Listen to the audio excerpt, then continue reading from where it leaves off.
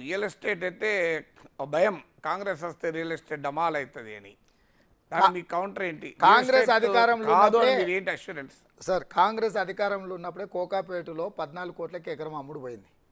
కాంగ్రెస్ ఉన్నప్పుడే నిర్మించిన outer ring రోడ్లు, ఈ ఎకో సిస్టంతోనే ఈ రియల్ ఎస్టేట్ అనేది పూర్తి స్థాయిలో అభివృద్ధి జరిగింది. కాంగ్రెస్ పార్టీకి డెవలప్మెంట్ మోడల్ అనేది ఫస్ట్ టైం కాదు. ఇది నిరంతరం కాంగ్రెస్ పార్టీ ఆ డెవలప్మెంట్ మోడల్ని తీసుకొచ్చింది కాబట్టి దేశం ఇంత వేగంగా అభివృద్ధి చెందింది. ఇవాళ పాకిస్తాన్, బంగ్లాదేశ్ను మనకు ఒకేసారి స్వతంత్రం వచ్చింది కదా. ఈరోజు ఆ దేశంలో ఉన్న రాజకీయ, ఆర్థిక అభివృద్ధి, సామాజిక పరిస్థితులు ఎట్లున్నాయి, భారతదేశంలో ఉన్న రాజకీయ, ఆర్థిక, సామాజిక అభివృద్ధి పరిస్థితులు ఎట్లున్నాయి ఒకసారి బేరీజ్ వేయండి. కాంగ్రెస్ ఎక్కడ కాంగ్రెస్ అంటే ఉంది అనేది, కాంగ్రెస్ తీసుకొచ్చింది అనేది మీకు అర్థమైంది కదా. మీరు ఒక అష్యూరెన్స్ ఇవ్వగలుగుతారా రియాల్టర్స్కు, రియల్ ఎస్టేట్ పైన ఆధారపడ్డ ప్రజలకు కానీ, బిల్డర్లకు కానీ, అందరికీ ఇప్పుడు కాంగ్రెస్ వస్తే రియల్ ఎస్టేట్ ఏమీ కాదు అని? సార్, ఇప్పుడు ఇక్కడ ఒక పెద్ద ఫియర్ అయితే ఉంది. ఐ డూ అగ్రీ ప్రొఫెసర్ గారు. నాగేశ్వర్ గారు అనగానే ఏమంటారు, ప్రొఫెసర్ గారు పిల్లలకు చదువులు చెప్తాడు అంటారు మీ బ్రాండ్. ఇంకొకరిని ఎవరినైనా మనం ప్రస్తావించాల్సి వస్తే ఆయన డాక్టర్ అయ్యా, బాగా వైద్యం చేస్తాడు అంటారు. ఇంకెవరినైనా రామ్ జత్మలానో ఎవరినో మనం ప్రస్తావిస్తే వస్తే ఆయన న్యాయ కోవిదుడయ్యా, పెద్ద పెద్ద కేసులు వాదిస్తాడు అంటారు. రేవంత్ రెడ్డి అనగానే గుర్తొచ్చేది రియల్ ఎస్టేట్. ఆ రియల్ ఎస్టేట్ ఫ్యామిలీ నుంచి వచ్చినోని నేను. ఔటర్ రింగ్ రోడ్ వేయకంటే ముందే కోకాపేటలో గేటెడ్ కమ్యూనిటీస్ కట్టినోని నేను.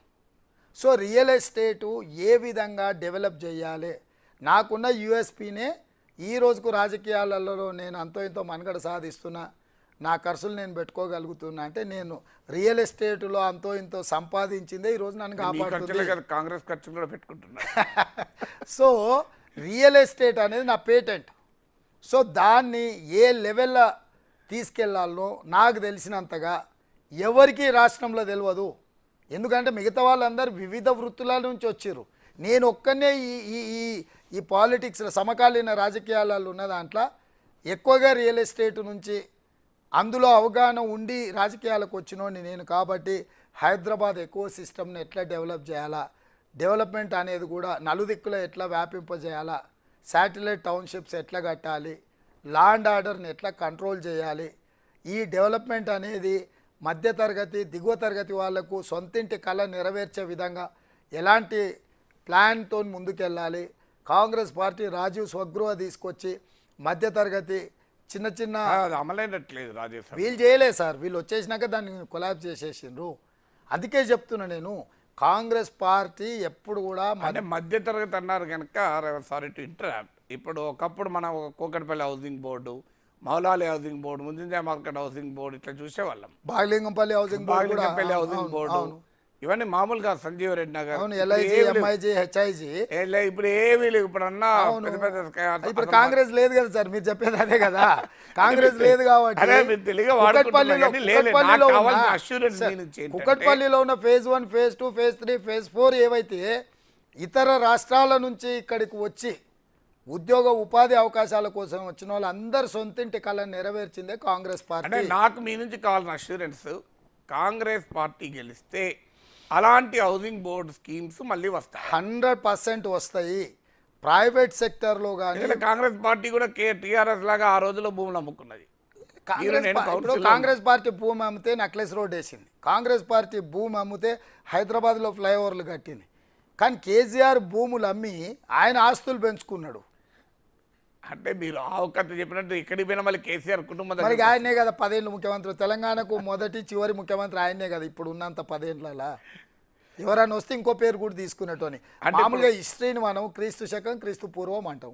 తెలంగాణకి ఏముంది, తెలంగాణ కంటే ముందు, తెలంగాణ వచ్చిన తర్వాత ఒకడే కదా. మన స్టోరీలో ఉన్న రాక్షసుడు ఒకడే. ఇంకా ఎవరి గురించి ఎట్లా మాట్లాడతాం? సో అది మీరు ఎలాగైనా డిస్క్రైబ్ చేయండి, దట్ ఇస్ యువర్ చాయిస్ అనుకోండి. నా క్వశ్చన్ ఏంటంటే మరొకసారి మీ నుంచి రేపు, ఎందుకంటే కాంగ్రెస్ ఒకవేళ గెలిస్తే మళ్ళీ మిమ్మల్ని నిలదీయడానికి నాకు పాయింట్ ఉండాలి. అందువల్ల కూకట్పల్లి, సంజయ్ రెడ్డి నగర్, ముంజింజా మార్కెట్, బాగలింగంపల్లి, మౌలాలి లాంటి హౌసింగ్ బోర్డులు అంటే మధ్యతరగతికి అందుబాటులో ఉండే ఇల్లు హైదరాబాద్లో వస్తాయా ఇలాంటి కాలనీస్? 100% వస్తాయి. ఔటర్ రింగ్ రోడ్ అనేది బిగ్గెస్ట్ అసెట్. అదొక వడి కాల్ ఒక అంటే వడ్డానం ఒక ఆర్నమెంట్ అంటే ఒక నగసి.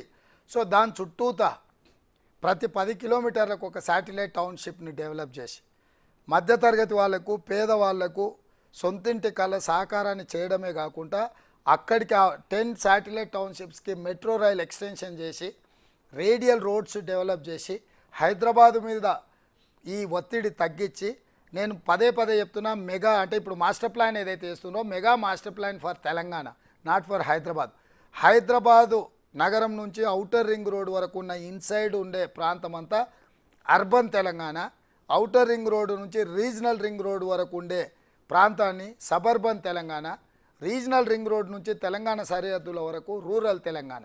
ఈ మెగా మాస్టర్ ప్లాన్లో అన్ని ఎకోసిస్టమ్ క్లస్టర్స్ కింద విడగొట్టి అన్ని రకాలుగా శాటిలైట్ టౌన్షిప్స్ డెవలప్ చేసి దాంతోపాటు ప్రపంచంతో పోటీ పడే వ్యాపారాలను చిరు వ్యాపారుల నుంచి చిరుధాన్యాల నుంచి అన్ని రకాలుగా డ్రై పోర్ట్ వరకు ఏరోస్పేస్ సైడ్ చాలా స్పేస్ ఉంది మనకు. ఇవాళ బిజినెస్లో ఎంతో ఆపర్చునిటీ ఉంది. ఇవాళ కూరగాయలు పాలు పండ్లు ఆర్గానిక్ ఫుడ్ మీద మీకు తెలుసు ప్రజలు ఎంత స్పెండింగ్ కెపాసిటీ పెరిగినాక ఆర్గానిక్ ఫుడ్ మీద ఎంత కాన్సన్ట్రేట్ చేస్తుండ్రో. ఒకప్పుడు రైతు బజార్లో తీసుకొచ్చి రైతులు పండించిన కూరగాయలు కావచ్చు పాలు పండ్లన్నీ వాళ్ళే స్వయంగా మార్కెట్కు తెచ్చి అమ్ముకుంటే అందరికీ ప్రజలకు ఉపయోగపడే విధంగా ఆ రోజు తీసుకొచ్చినాము. అని హైదరాబాద్ చుట్టూ స్పెషల్ హార్టికల్చర్ జోన్ కావాలని కౌన్సిల్ ఆ రోజు మనం మాట్లాడి చెప్పినాం. మీరు రంగారెడ్డి జిల్లాలో భూములు అమ్ముకుంటారు ఒక డిగ్రీ కాలేజ్ లేదని మీరు నిలదీసిన తర్వాతనే రంగారెడ్డి జిల్లాలో ఒక్క గవర్నమెంట్ కూడా డిగ్రీ కాలేజ్ పెట్టలేదు అనేది బయటకు వచ్చింది.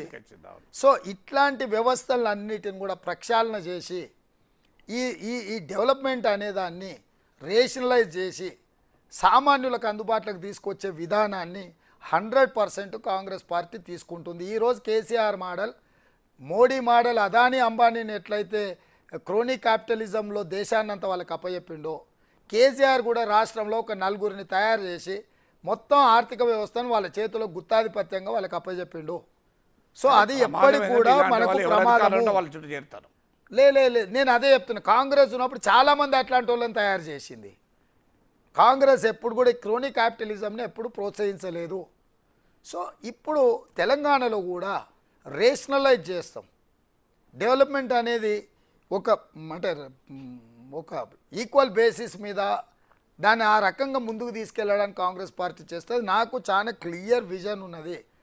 2050 విజన్ డాక్యుమెంటు పూర్తి స్థాయిలో ప్రజా సంఘాల నుంచి మొదలు పెడితే మేధావుల వరకు చట్టసభలలో చర్చించిన తర్వాత అబ్జెక్షన్స్ కాల్ ఫర్ చేసి పాలసీ డాక్యుమెంట్ను పబ్లిక్ డొమైన్లో పబ్లిష్ చేసి అన్ని రకాలుగా అభ్యంతరాలను స్వీకరించి వాళ్ళ యొక్క సూచనలు స్వీకరించిన తర్వాత తెలంగాణ కోసం విజన్ 2050 పాలసీ డాక్యుమెంట్ తయారు చేస్తాం. జాగ్రత్త పడండి. విజన్ 2020 చంద్రబాబు నాయుడు అధికారాన్ని కోల్పోయి ఆ ఎక్స్పీరియన్స్ తోని మనము కొంచెం ముందు జాగ్రత్తగా పరిచయం అనుబంధం ఉన్న నాయకుడు చెప్తున్నా. అందుకే తెలంగాణ మొత్తానికి కాంప్రహెన్సివ్గా ఒక పాలసీ డాక్యుమెంటును తీసుకొచ్చి ప్రపంచంలో ఉండే అన్ని రకాల అవకాశాలను ఇక్కడికి తీసుకొచ్చి ఈ తెలంగాణ హైదరాబాద్ నగరం బెంగళూరుతోనో కలకత్తాతోనో ఢిల్లీతోనో ముంబైతోనో పోటీ పడదు, ప్రపంచంతోనే పోటీ పడుతుంది.